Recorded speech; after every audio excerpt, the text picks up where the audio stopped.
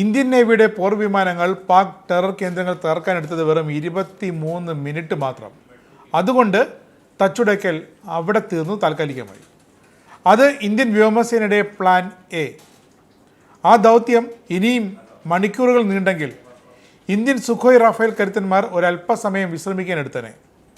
എങ്കിൽ plan B തുടങ്ങുമായിരുന്നു. വളരെ നിശബ്ദമായി എന്നാൽ വളരെ കണക്ക് കൂട്ടിക്കൊണ്ട് ഇന്ത്യൻ പടക്കപ്പലുകളെ അറബിക്കടലിൽ നീക്കി ഇന്ത്യൻ നേവി ഇന്ത്യൻ എയർഫോഴ്സിന് സമാന്തരമായി പാകിസ്ഥാനിലെ കറാച്ചി തുറമുഖത്തിനടുത്തേക്ക് മുന്നേറുകയായിരുന്നു. ഈ പ്ലാൻ ബി ഇന്ത്യ എടുത്ത് പ്രയോഗിച്ചിരുന്നെങ്കിൽ 1971 ആവർത്തിച്ചേനെ. കറാച്ചി തുറമുഖം അന്നത്തേതുപോലെ നിന്ന് കത്തിയേനെ. അതെ, INS വിക്രാന്തിൻ്റെ നേതൃത്വത്തിൽ 1-2 36 സർവ്വസജ്ജരായ ഇന്ത്യൻ പടക്കപ്പലുകൾ, സബ്മറൈനുകൾ അടക്കം കപ്പലുകളാണ് അറബിക്കടലിലൂടെ പാകിസ്ഥാനിലെ കറാച്ചി തുറമുഖം ലക്ഷ്യമാക്കി നീങ്ങിയത്. അറബിക്കടലിൽ ഇന്ത്യൻ നാവികസേന നടത്തി വന്ന പതിവ് പരിശീലന അഭ്യാസമൊന്നുമല്ലായിരുന്നു. അവർ കറാച്ചി തുറമുഖത്തേക്ക് നിശബ്ദമായി നീങ്ങുകയായിരുന്നു. ഇന്ത്യൻ പോർ വിമാനങ്ങൾ ലക്ഷ്യം കണ്ട് മടങ്ങിയതിനെ തുടർന്ന് ഇന്ത്യ കൂടുതൽ ആക്രമണത്തിലേക്ക് കടക്കണ്ട എന്ന് തീരുമാനിക്കുകയായിരുന്നു. അതോടെ plan B captain അബേൺസായി.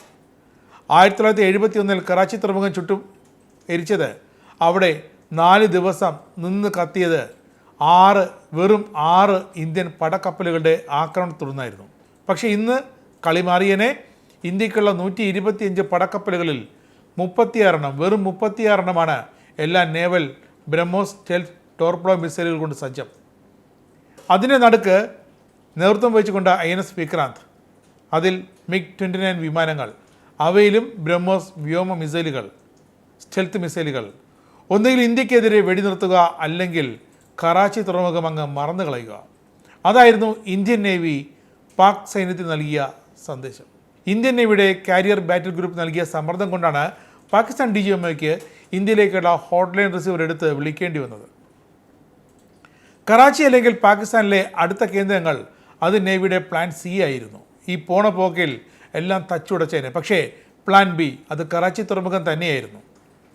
Karachi തുറമുഖത്തിന് 100 kilometre അകലെ ഇന്ത്യൻ പടക്കപ്പലുകൾ ഒരു അന്തിമ നിർദ്ദേശം കാത്തു നിൽക്കുകയായിരുന്നു.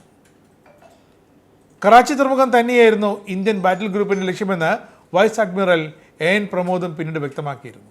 സമയവും സന്ദർഭവും ഇന്ത്യ തീരുമാനിക്കും എന്നതായിരുന്നു ഇന്ത്യൻ നേവിയുടെ തീരുമാനം. എന്തുകൊണ്ട് കറാച്ചി? പാകിസ്ഥാൻ സമ്പദ് വ്യവസ്ഥയുടെ നട്ടലാണ് കറാച്ചി.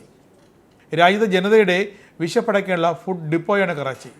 ഇവിടെയാണ് പാകിസ്ഥാനിലെ ട്രേഡിൻ്റെ 70%-ലധികവും നടക്കുന്നത്. രാജ്യത്തിലേക്കുള്ള എണ്ണ ഒഴുക്കിൻ്റെ 80%-ലധികവും കറാച്ചി വഴിയാണ്. അങ്ങനെ കറാച്ചി തുറമുഖത്തിൽ എന്തെങ്കിലും ഒരു തടസ്സമുണ്ടായാൽ, ഒരു പവർ കട്ട് വന്നാൽ, വൈദ്യുതി മണിക്കൂറുകൾ നിലച്ചാൽ പാകിസ്ഥാൻ സ്തംഭിക്കും. അത് ഇന്ത്യൻ നേവിക്ക് അറിയാം. പുതുതല്ല വിവരം. 1971 വെറും 6 ഇന്ത്യൻ പടക്കപ്പലുകൾ കറാച്ചിയെ കത്തിച്ചത് ആരും മറന്നിട്ടില്ല. 4 ദിവസം ആ തീ അണയാതെ ആളിക്കത്തി.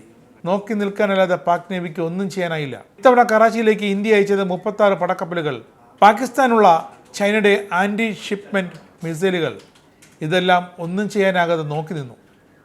ഇതിൽ നിന്ന് പാകിസ്ഥാൻ വ്യക്തമായിട്ടുണ്ട്, ഇന്ത്യൻ എയർഫോഴ്സ് മാത്രമല്ല ഇന്ത്യൻ നേവിയും INS വിക്രാന്തിൻ്റെ നേതൃത്വത്തിൽ രാജ്യത്ത് തീമഴ പെയ്യിച്ചെന്ന്. അതുകൊണ്ട് തന്നെയാണ് പാകിസ്ഥാൻ DGMO വെടിനിർത്തലിന് സമ്മതം മൂളിയതും. അല്ലെങ്കിൽ ഇന്ന് ലോക ചരിത്രത്തിൽ 2ാം തവണ കറാച്ചി തുറമുഖം നാമാവശേഷമായത്. ആനന്ദ മീഡിയയുടെ പ്രേക്ഷകരിൽ ഒരാളാകണ്ടേ? യൂറോപ്പിലും US-ലും ആഫ്രിക്കയിലും അടക്കം പ്രവാസികൾ ഉള്ളയിടങ്ങളിലൊക്കെ ജനപ്രിയ ചാനലുമായി ആനന്ദ് മീഡിയ ഒപ്പമുണ്ട്. ഏഷ്യാനെറ്റ് ഫ്ലവേഴ്സ് അടക്കം നിങ്ങളുടെ വിരൽത്തുമ്പിലെത്തും. ആദ്യം റോക്കു ബോക്സ് സ്വന്തമാക്കുക.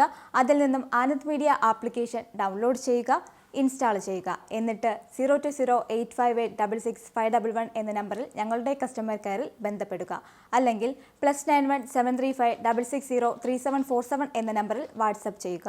ആനന്ദ് മീഡിയയുടെ സേവനങ്ങൾ സ്വന്തമാക്കുക. മറ്റു ചാനലുകൾക്കൊപ്പം ആനന്ദ് TVയും എൻജോയ് ചെയ്യുക.